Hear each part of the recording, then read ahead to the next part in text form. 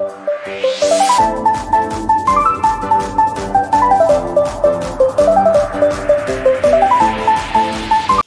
di surga, kami naikkan syukur kami pada pagi hari ini oleh karena kemurahan Tuhan. Kami boleh datang di hadapan-Mu untuk mendengarkan firman-Mu ya Tuhan. Kami serahkan waktu ini dalam tangan Tuhan dan pimpinan Tuhan, agar firman Tuhan yang ditaburkan kami dengarkan dan bertumbuh dalam kehidupan kami. Biarlah firman Tuhan juga meneguhkan kami, menguatkan kami, menghibur kami, bahkan juga menegur kami ya Tuhan, sehingga boleh kami memperbaiki kesalahan kami. Terima kasih Tuhan. Kami serahkan waktu pemberitaan firman Tuhan ini. Biarlah Roh Kudus-Mu ya Tuhan bekerja di tengah-tengah kami. Berbicaralah, kami siap mendengar firman. Di dalam nama Tuhan Yesus Kristus kami berdoa. Haleluya. Amin. Silakan duduk. Selamat pagi. Shalom. Puji nama Tuhan. Saudara-saudara dikasih Tuhan, hari ini khotbah saya beri judul Ada Untuk Allah. Saudara dan saya hari ini ada di tempat ini untuk Tuhan. Kita diselamatkan menjadi orang yang percaya hanya untuk Tuhan. Mari kita membaca bersama-sama dari Alkitab kita, dari kitab Efesus pasal yang kedua, ayat yang ke-10. Efesus 2 ayat 10. Kita membacanya bersama-sama ya. Efesus pasal 2 ayat 10. Mari kita membaca secara serentak. 1, 2, 3. Karena kita ini buatan Allah, diciptakan dalam Kristus Yesus untuk melakukan pekerjaan baik yang dipersiapkan Allah sebelumnya. Ia mau supaya kita hidup di dalamnya. Amin. Bapak Ibu dikasih Tuhan, pasal 1 kitab Efesus menjelaskan bagaimana kita diselamatkan. Ya. Karya Allah Tritunggal disebutkan di sana, di mana Allah telah memilih kita, Yesus Kristus telah menebus kita, dan Roh Kudus memeteraikan kita. Itu pasal 1.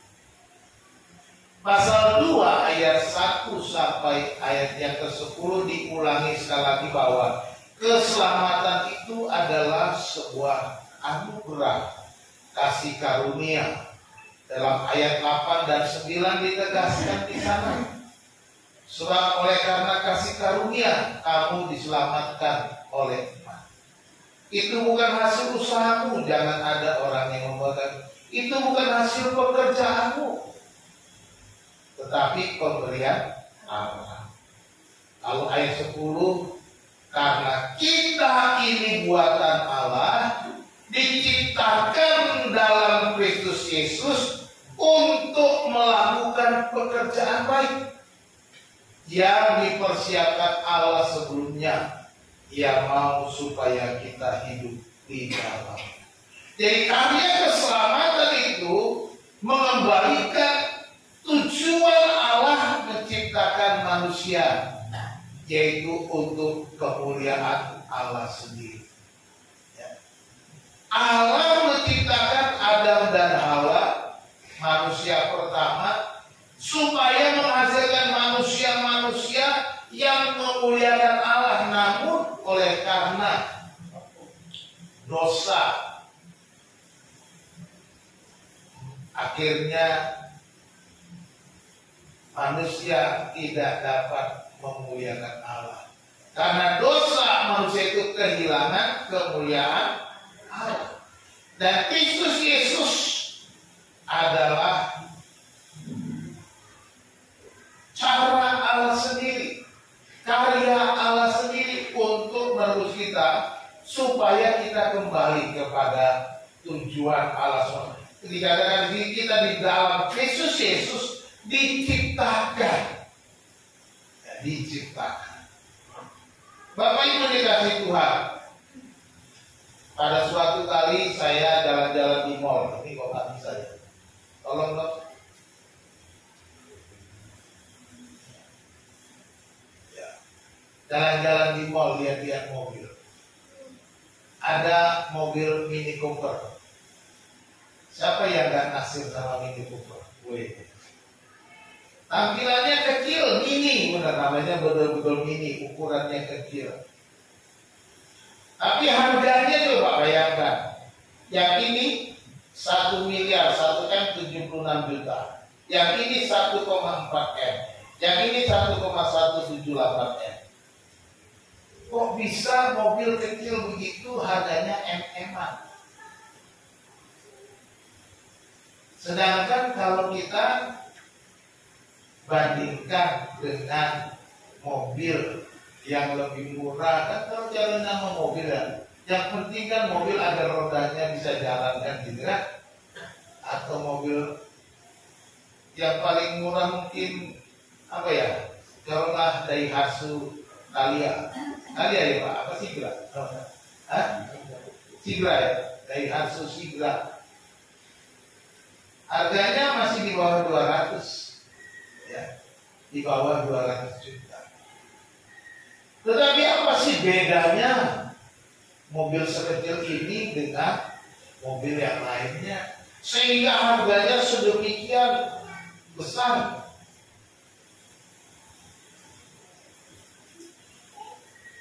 Saya bertanya kepada sales yang menunggunya, apa sih membuat dia beda sehingga harganya sampai M-an gitu? Lalu sang salesman menjelaskan semua, wah, mulai dari aksesoris di dalam, kemudian segala yang dipakai, bahkan nilai safety daripada kendaraan itu. Bapak kalau pakai mobil ini banyak kempes masih bisa jalan sekian kilometer lagi untuk mencari ambal ban, kira-kira gitu, untuk mencari bengkel. Artinya dipikirkan sedemikian rupa safety, keamanan. Ya. Kita bisa lihat ada mobil begitu nyenggol bonyok. Ada mobil yang disenderin bonyok, nah gitu kan? Karena katanya mobilnya kaleng-kaleng. Beda bahannya. Jadi beda bahannya, beda aksesorisnya, beda semua yang nilai-nilai lainnya. Sehingga nilainya begitu besar. Mengapa saya gambarkan ini? Mini Cooper ini dirancang secara khusus, didesain secara khusus, dipikirkan secara khusus supaya ketika dia di jalanan dia menjadi mobil yang bernilai, betul-betul sesuai dengan harganya. Demikian juga kita sebagai manusia baru, sebagai ciptaan Allah, sebagai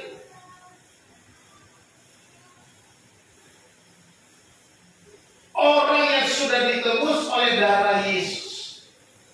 Kita begitu berharga, kita begitu bernilai, kita dirancang secara khusus, kita didesain oleh Allah, kita diperbarui karena diciptakan di dalam Kristus Yesus. Dengan nilai yang sangat berharga, dengan nilai yang tinggi. Nah, kalau kita mengerti betapa berharga, betapa tinggi nilai daripada hidup kita, nilai daripada diri kita, maka kita akan tahu bagaimana karya Allah itu yang luar biasa. Hari ini kita akan belajar bersama-sama. Kenapa nggak bisa ya? Tolong. Ya. Keselamatan kita adalah anugerah agar kita ada untuk Allah, ya, untuk Tuhan.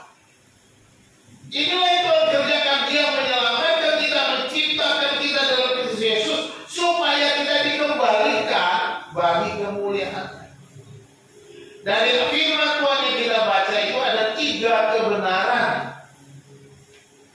tentang keberadaan orang yang sudah diselamatkan itu. Yang pertama dikatakan bahwa kita adalah mahakarya ilahi. Di dalam ayat ini dikatakan karena kita ini buatan Allah. Kita adalah mahakarya ilahi. Kita adalah buatan Allah diciptakan dalam Kristus Yesus. Kata buatan Allah ini itu artinya masterpiece, mahakarya. Ya. Dalam bahasa aslinya itu namanya poema. Ini suatu hasil karya yang hebat gitu. Kata poema juga dipakai untuk seorang penyair menciptakan sebuah syair yang indah, syair yang luar biasa, syair yang begitu baik dan dipuja-puji. Jadi menjadi sebuah hasil masterpiece. Ibaratnya penyair Khairil Anwar. Masterpiece-nya ini ada puisinya Khairil Anwar, atau Wes Rendra ada puisinya Wes Rendra, atau pelukis Leonardo da Vinci dengan masterpiece-nya lukisan Mona Lisa. Itu semua hasil karya mahakarya dari para seniman-seniman. Dan di sini digambarkan Allah menciptakan kita seperti seorang seniman dengan hasil karya yang luar biasa. Itulah kita diciptakan di dalam Kristus Yesus. Kita buatan Allah diciptakan di dalam Kristus Yesus. Itu adalah hasil karya terbaik dari Allah. Kita ingat ketika Allah selesai diciptakan, ya beberapa minggu lalu saya mengemban renungan tentang penciptaan. Hari pertama Allah melihat semua baik. Hari kedua semua baik. Hari ketiga Allah melihat baik. Keempat baik, kelima baik, keenam baik. Baru kali ke-6 bilang Allah melihat semua itu sungguh amat baik. Ketika Dia sudah menciptakan manusia dan semua sudah lengkap, sungguh amat baik.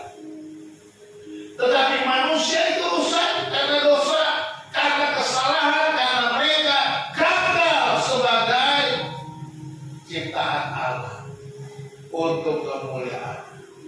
Allah sudah bilang, akhirnya apa?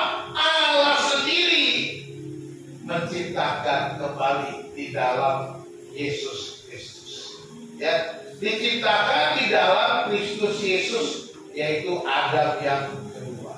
Ini kenapa sih kok suka macet-macet? Ya. Diciptakan dalam Kristus itu Adam kedua. Yesus adalah Adam yang kedua yang tidak berdosa. Sehingga kita menjadi ciptaan baru di dalam 2 pasal 5 ayat yang ke-17 dikatakan, ya. Jadi siapa yang ada di dalam Kristus dia ada ciptaan baru, yang lama sudah berlalu, sesungguhnya yang baru sudah datang. Yang ada di dalam Kristus itu adalah ciptaan yang baru, buatan Allah, mahakarya ilahi, ciptaan Tuhan yang lama sudah berlalu, kita sudah menjadi manusia yang baru. Ini bedanya. Jadi kita diciptakan kembali di dalam Kristus Yesus dengan penebusan darah Yesus Kristus. Dengan Yesus Kristus mati di atas perjanjian, kita beriman kepadanya, maka kita menjadi manusia yang baru. Kalau Adam pertama jatuh ke dalam dosa, Adam kedua dia menang atas dosa. Adam kedua menang atas dosa. Yesus Kristus di atas kayu salib dia menang atas dosa. Dia mengalahkan maut. Dia mati dan bangkit dari kematian. Artinya dia menang atas kematian. Bapak Ibu sudah dikasih Tuhan. Jadi bahwa kita ini adalah mahakarya Allah, ciptaan Allah yang baru, sebuah masterpiece yang begitu bernilai, yang sudah dirancang, sudah desain, sudah demikian rupa bagi Tuhan. Jadi kita bukan lagi milik kita lagi. Nah, seperti lagu tadi ya, lagu suka-sukamu Tuhan. Apa kata-katanya tadi? Ya, pertamanya ada kata ditebus. Sungguhlah hidupku telah ditebus oleh kuasa darah yang kudus. Terus sekarang hidupku bukan milikku lagi. Ya. Kita ditebus oleh darah Yesus, kita bukan milik kita. Kita diciptakan begitu rupa sehingga kita menjadi milik Allah. Kita begitu bernilai tinggi. Bukan MM aja yang penting. Bukan harga nilai rupiah. Tetapi kita begitu bernilai karena kita berharga di mata Tuhan. Kita berharga di mata Tuhan sehingga kita dipilihnya, diangkatnya menjadi anak-anaknya. Ya. Jadi kita adalah hasil karya Allah, bukan karena kuat dan gagah kita. Keselamatan, ciptaan yang baru, manusia yang baru oleh karena Allah yang mengerjakannya, bukan karena kita baik, bukan karena kita hebat, bukan karena kita ganteng, bukan karena kita cantik, bukan karena kita kaya, bukan karena kita sering nyumbang, bukan karena kita murah hati, bukan karena kita sering menolong, bukan itu. Tetapi Allah sendiri menciptakan kita di dalam Kristus Yesus melalui penebusan darah Kristus. Itulah prosesnya. Dan kita beriman, percaya kepadanya, maka kita menjadi ciptaan yang baru. Yang kedua, kita dirancang bagi Allah. Ini kebenarannya. Kita bukan hanya hasil karya atau mahakarya, tapi kita dirancang, didesain dengan sedemikian rupa. Dikatakan untuk melakukan pekerjaan baik, ya, untuk melakukan pekerjaan baik yang dipersiapkan Allah sebelumnya. Perhatikan, ada tujuannya, dikatakan untuk pekerjaan baik, ya, untuk pekerjaan baik. Lalu dikatakan yang dipersiapkan Allah sebelumnya. Dipersiapkan Allah sebelum. Artinya Allah sudah merancang sebelumnya supaya kita ketika kita keluar dari pabrik ready untuk berbuat baik. Nah, itu ya. Jadi kita dipersiapkan untuk berbuat baik. Jadi Allah sudah merancang, sudah membuat kita, mendesain kita. Jadi ketika ibarat sebuah mobil keluar dari pabrik ready, seketika order dia bisa dipergunakan, menghasilkan sesuai dengan apa yang sudah dirancangkan. Demikian juga kita ketika kita menjadi manusia baru, ketika kita diselamatkan, maka kita juga sudah siap berbuat baik. Jadi kalau kita nggak bisa berbuat baik, jangan-jangan kita belum diciptakan baru. Jadi nggak ada alasan untuk kita tidak bisa berbuat baik. Pak, aku nggak bisa, Pak. Ada alasan. Karena di sini dikatakan yang dipersiapkan Allah sebelumnya. Artinya ketika kita menjadi manusia baru, ciptaan yang baru, kita sudah bisa berbuat baik. Anak Allah sudah mendesain kita untuk berbuat baik. Allah sudah menciptakan kita, memperwarakan kita sebelumnya, sebelum kita menjadi manusia baru, kita sudah dirancang menjadi orang yang mampu berbuat baik. Ya, dipersiapkan. Jadi ada pre-design atau desain pre-design ilahi. Allah sudah mendesain sebelumnya, merancang sebelumnya. Gimana dia merancang? Perhatikan dalam kitab Kejadian yang sudah saya sampaikan renungan hari Jumat. Ketika manusia dan dalam dosa diusir dari Taman Eden, Allah membuat mereka pakaian dari kulit binatang. Bukan hanya itu, dan di dalam Kejadian pasal 3 selanjutnya dikatakan bahwa Allah pasal 3 itu ketika dia menghukum ulang, Kejadian 3 ayat 15, dijadikan bahwa keturunan perempuan akan meremukkan kepala ular. Jadi sudah dirancang sebelumnya. Ya. Ada predestinasi dari Allah. Allah sudah menentukan dari semula, itu artinya digunakan kata di sini. Dipersiapkan Allah semula. Jadi sudah ditentukan Allah dari sejak semula, dari awal-awal. Kalau dalam kitab Efesus disebutkan Efesus 1 ayat 4 sampai 5, sebab di dalam Dia, di dalam Kristus, Allah telah memilih kita sebelum dunia dijadikan.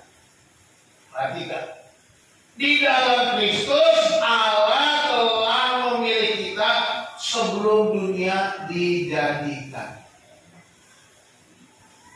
Di mana Adam dan Hawa kalau gitu? Belum ada Adam dan Hawa, tapi Allah sudah memilih kita. Memilih siapa? Memilih Pak Sukardi sebelumnya. Adam dan Hawa belum ada aja, Pak Sukardi sudah ada, dipilih Tuhan. Ini ajarnya. Sebelum dunia dijadikan, dia sudah pilih Pak Ibra. Ya. Ini dikatakan benar. Allah telah memilih kita sebelum dunia. Supaya apa? Supaya kita kudus dan tak bercacat. Artinya apa? Supaya kita menjadi khusus bagi Tuhan, spesial bagi Tuhan. Jadi di mata Tuhan, di dalam Kristus, kita di dalam Kristus yang sempurna itu.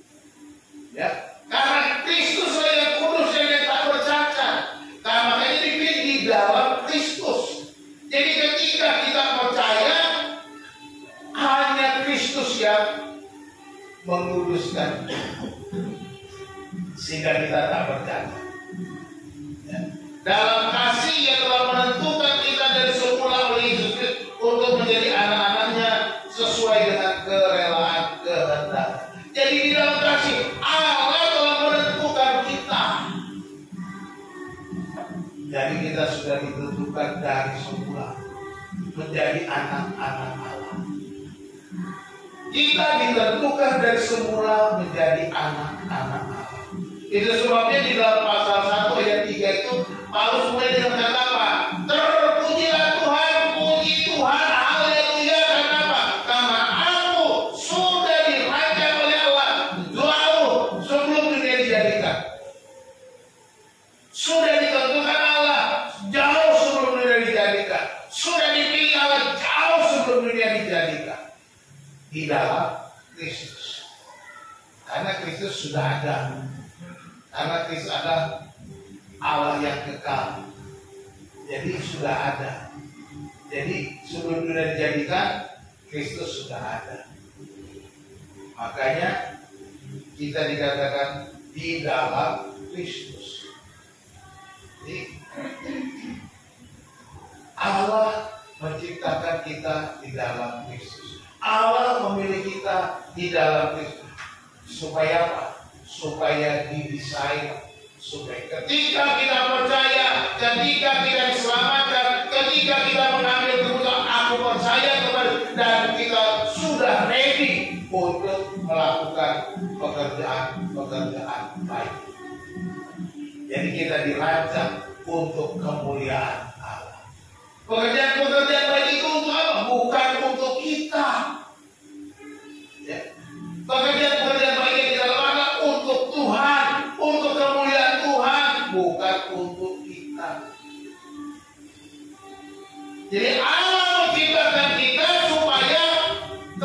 kembali kemuliaannya bagi Allah, bukan untuk kita. Jadi jangan pernah kita merasa sombong. Wah, saya kan yang paling baik, saya yang sudah paling rajin, saya yang paling setia. Tidak ada. Kalau kita berkata begitu, kita bukan untuk Tuhan, untuk diri sendiri. Nah, itu bukan tujuan Allah. Allah mau pilih, mau menciptakan kita, menyelamatkan kita untuk Tuhan. Makanya saya katakan tadi, kita ada untuk Allah, bukan untuk kita lagi. Ya. Itu sebabnya Paulus katakan, hidupku bukannya aku lagi, melainkan Kristus yang hidup di dalam aku. Paulus katakan, hidupku bukan aku, tidak menilai diriku untuk diriku sendiri, tetapi hidupku hanya untuk Tuhan. Jadi kita dirancang bagi Allah. Sudah didesain, kita diciptakan sebagai hasil karya terindah, terbaik dari Allah. Dan kita dirancang bagi Allah jauh sebelumnya. Dan yang ketiga, kita ada untuk berdampak. Ya. Kita ada untuk berdampak. Dan katakan di dalam ayat itu, Ia mau supaya kita hidup di, tolong dibantu ya, tolong operatornya tolong lebih aktif. Ia mau supaya kita hidup di dalamnya. Allah mau supaya kita hidup di dalam perbuatan baik. Artinya kita harus hidup berdampak. Kita harus hidup punya manfaat. Kita harus hidup menjadi berkat. Itu bahasa rohaninya. Hidup ini adalah kesempatan. Amin. Hidup ini untuk melayani Tuhan. Jangan sia-siakan waktu yang Tuhan beri. Hidup ini hanya sementara. Kita tahu hidup kita cuma sementara. Kalau dalam bahasa Inggrisnya, hidup itu mampir mungkin. Itu bahasa Inggris. Oh, bukan ya Pak? Oh, itu bahasanya Pak Sukari. Urip iku mampir ngombe. Hidup itu cuma mampir minum. Artinya itu cuma sebentar. Ya. Kalau bahasa Bataknya saya nggak tahu itu mampir ngombe itu apa. Ngopi kali Pak. Makanya saya pakai bahasa Inggris. Lebih gampang saya bahasa Inggris. Ya. Jadi kita perhatikan bahwa kita itu sebentar, tetapi kita harus punya dampak. Ngapain kita jadi orang Kristen kalau tidak punya dampak apa-apa? Ngapain kita jadi orang yang diselamatkan kalau tidak berbuat baik? Makanya dikatakan Allah mau supaya kita hidup, kita bekerja, kita beraktivitas, kita menjalani roda kehidupan kita untuk melakukan perbuatan baik. Hidup di dalamnya, itu dalam perbuatan baik. Ya. Jadi Allah mau bukan hanya kita menjadi orang Kristen saja, menjadi orang percaya saya cukup ke gereja, tetapi tidak berdampak apa-apa, tidak berbuat sesuatu. Tapi harus punya dampak yang jelas. Kemarin saya bertemu seorang teman, tiba-tiba dia cerita dia punya pelayanan tanpa pakai gereja, hanya kumpul dengan temannya. Pelayanannya apa? Dia kasih makan orang 200 porsi dengan harga Rp2.000 makan plus minum es teh manis, 2.000 rupiah. Lalu dia tanya, Pak punya nggak? Tahu nggak daerah mana yang butuh kayak gitu Pak? Oh saya tahu Pak, di Lembang. Saya ingat langsung Mama Melinda. Karena waktu saya kesana, saya lihat di situ lapar semua. Nah di situ Pak butuh Pak. Kalau Bapak mau di sana daripada ya saya pernah Pak di pinggir jalan juga. Orang pakai mobil datang berarti beli juga Pak. Ya saya layani kan nggak enak Pak. Oh, udah pakai mobil mau beli yang 2.000-an juga. Ya kalau Bapak di sana, wah ada nggak 200 orang Pak? Ada Pak, lebih paling berat.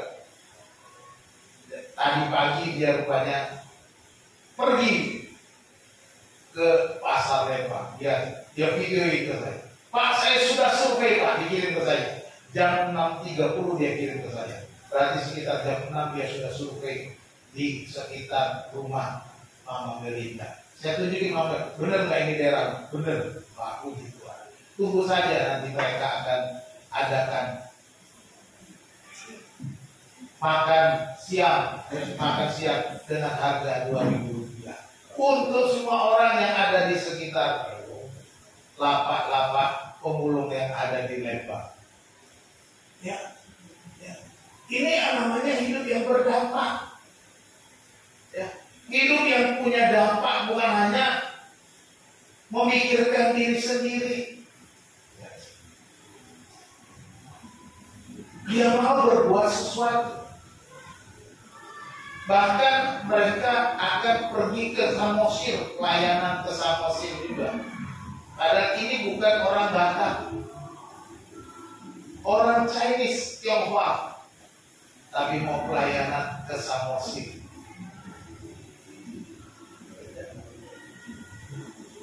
Banyak pelayanannya. Dia tanya lagi, Pak, kami mau bantu panti asuhan, kami melayani panti asuhan, panti perawatan orang ODGJ, orang dalam gangguan jiwa. Dia kasih video ini Pak, kami melayani ODGJ. Luar biasa.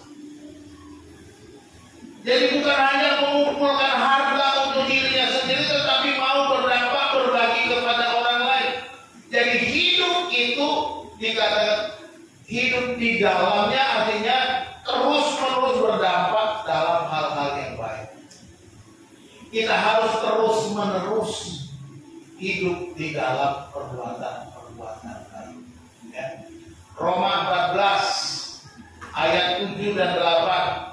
Sebab tidak ada seorang pun di antara kita yang hidup untuk dirinya sendiri, dan tidak ada seorang pun yang mati untuk dirinya sendiri.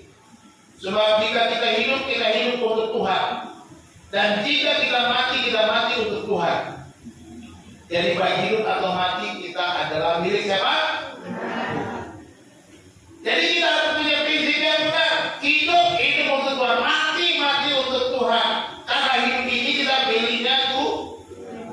Kita adalah miliknya Tuhan. Makanya kita diselamatkan bukan untuk diri kita lagi. Sekarang diriku bukan milikku lagi. Tetapi kita menjadi milik Tuhan, kita berdampak terus-menerus. Bukan hanya sekali-kali, sewaktu-waktu, kalau sempat, kalau ada waktu, kalau ada efek. Bukan. Jangan tunggu ada efek baru kita berdampak. Kita kan bisa berbuat bukan hanya dengan uang kita, dengan tenaga kita, dengan pikiran kita, dengan karya kita, dengan apa saja kita bisa berdampak bagi orang lain.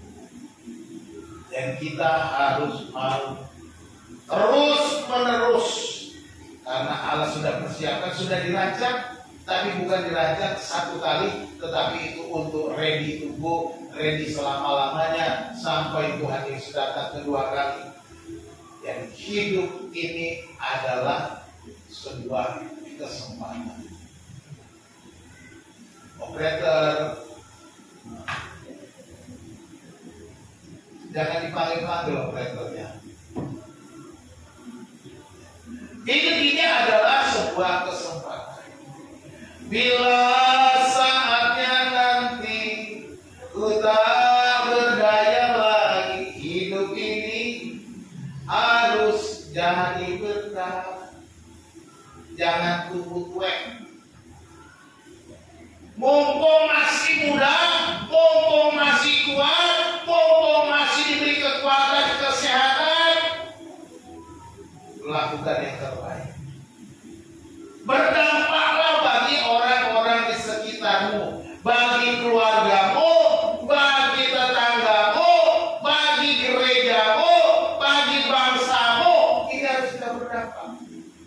Ini panggilan orang Kristen yang seharusnya kita lakukan. Makanya kita diciptakan menjadi manusia yang baru. Inilah tujuan Allah. Bukan untuk kepentingan pribadi kita. Jelas. Untuk kepentingan pribadi kita sudah jelas. Kita sudah mendapat jaminan hidup yang kekal. Kalau sudah dapat jaminan hidup yang kekal, sekarang selama kita menantikan masa kekekalan itu, ngapain?